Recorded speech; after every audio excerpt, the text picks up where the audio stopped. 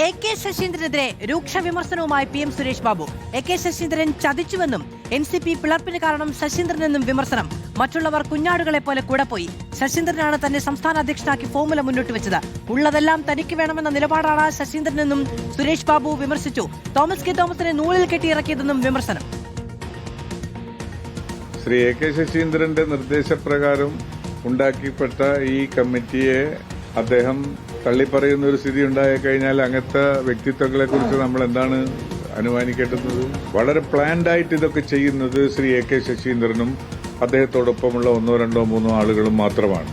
ബാക്കി എല്ലാവരും കുഞ്ഞാടുകളെ പോലെ കൂടെ പോകുന്ന ഒരു സാഹചര്യമുണ്ട്. ഇത്രയും കാലം കൂടെ ഉണ്ടായിരുന്ന ഒരാളെന്നുള്ള നിലയിലാണുള്ളത്. ഇതിന്റെ സാങ്കത്യത്തെ മനസ്സിലാക്കാതെ തെറ്റിദ്ധരിച്ച് അവരാണ് ശരി എന്ന് മനസ്സിലാക്കിക്കൊണ്ട് അല്ലാതെ പോകുന്ന ആരെങ്കിലും ഉണ്ടെങ്കിൽ, വരാൻ ഇപ്പുറത്തെ യഥാർത്ഥ പാർട്ടിയിൽ ചേരാനും നിൽക്കാനും തയ്യാറുണ്ടെങ്കിൽ അവർ കൂട്ടിയോജിപ്പിച്ച് കൊണ്ടുപോകുന്നതിൽ എപ്പോഴും സന്തോഷം മാത്രമേ ഉള്ളൂ.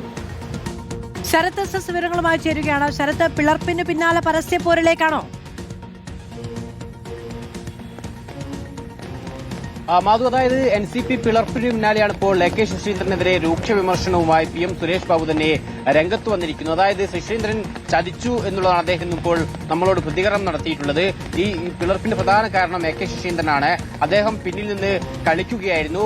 പുതിയ സംസ്ഥാന അധ്യക്ഷനെ തന്നെ തെരഞ്ഞെടുക്കാൻ പ്രധാന കാരണം AK ശശീന്ദ്രൻ തന്നെയാണ്. ശശീന്ദ്രനാണ് തന്റെ പേരടക്കം മുന്നോട്ട് വെച്ചത്. അതായത് നേരത്തെ ഉണ്ടായിരുന്ന സംസ്ഥാന അധ്യക്ഷൻ തോമസ് കെ തോമസിനെ മാറ്റി അദ്ദേഹത്തിന് മറ്റൊരു കസേര നൽകണമെന്ന് ദേശീയ നേതൃത്വത്തോട് ശശീന്ദ്രൻ ഒരു അഭിപ്രായം മുന്നോട്ട് വെച്ചു.